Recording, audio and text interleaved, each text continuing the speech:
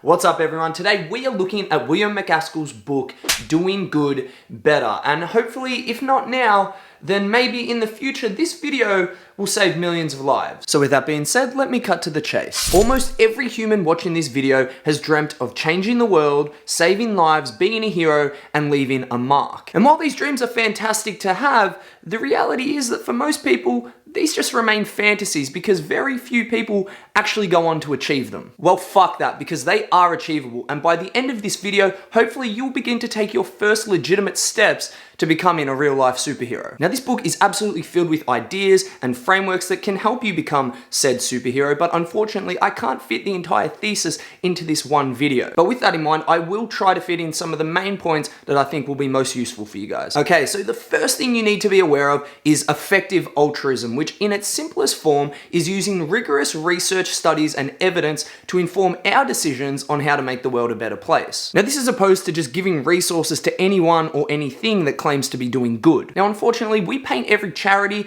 and non-profit organization with the same sparkly, gold, rainbow-colored brush, and we just assume that they're all doing great work. Unfortunately, the reality is that some organizations are very efficient at allocating funds and do make real, tangible, positive impacts, while others not so much so, and in some cases, they can actually have harmful effects. Now, I want to be very, very clear that this does not mean that those charities or the people working for them are bad people. I don't think that we should condemn people for trying to improve the world, but we do have to be aware that try as they might, some initiatives just aren't very efficient, and therefore the money, time, and effort that are deployed by those charities and organizations could be better used elsewhere. The next point I want to bring up is actually giving money to charity. Now, this is sometimes a tricky topic to discuss because for a lot of people, they think giving to charity is a waste of money. It's a shame that stories about charities misusing or stealing money have garnered such widespread attention in the media because it makes average people like us hesitant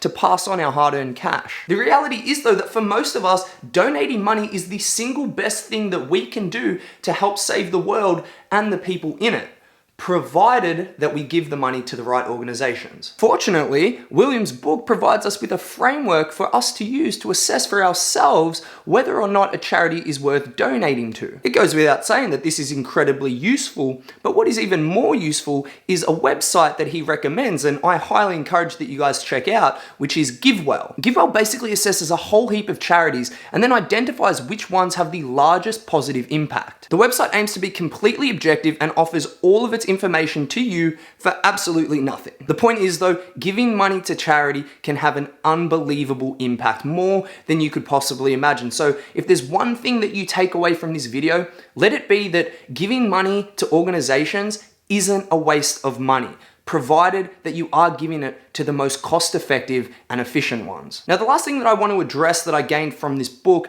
is where to give, and also to touch a little bit on the emotional attachment that humans find so difficult to cut. Now, I mean this with all due respect, but many of the organizations and causes that you may feel the strongest emotional attachment to aren't necessarily the most impactful way to save lives and make the world a better place. Now, the reason I say this is because the biggest gains are to actually be made in poorer countries.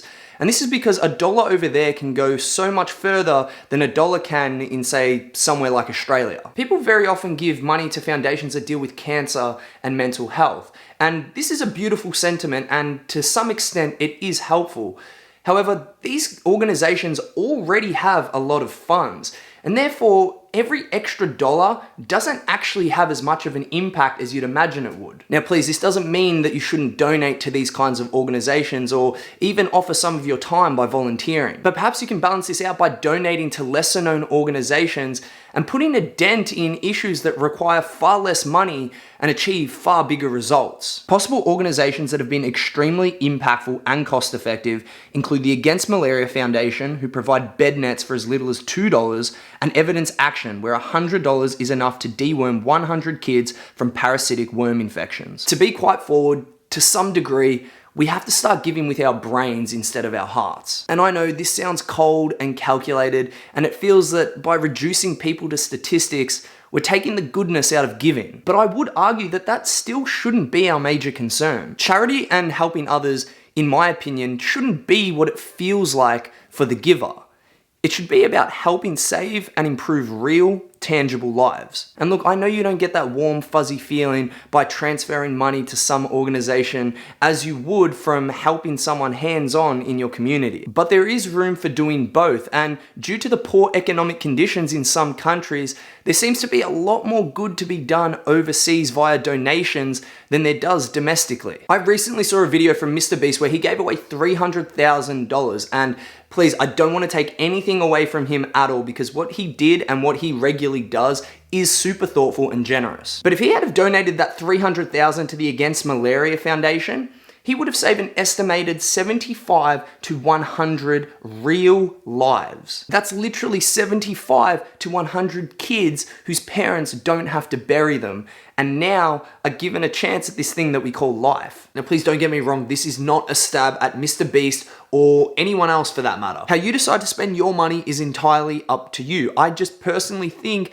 that it would be beneficial for all of humanity if celebrities and influential people made giving money to these lesser known but very impactful organizations more popular. That way they could have even more of a profound impact than they already do. Like I said earlier, there is so much in this book, so if you can, please try and get a copy. On top of that, please look at the GiveWell website. It is a fantastic organization, and if you're in a position where you're able to, please donate. Above all though, please do your own research so that you do in fact feel comfortable donating or volunteering. I'll leave plenty of links in the description below for the book, charities, and for other resources for those of you who are interested. Lastly, I just want to say that individually, most of us aren't going to revolutionize medicine, fix the climate, or change the world in any dramatic way, because to be completely honest with you, most of us aren't smart, ambitious, or dedicated enough. But that's absolutely fine, because we can lend our support and resources to people who are all of those things. It might not be as sexy as the idea of being on the front cover of a magazine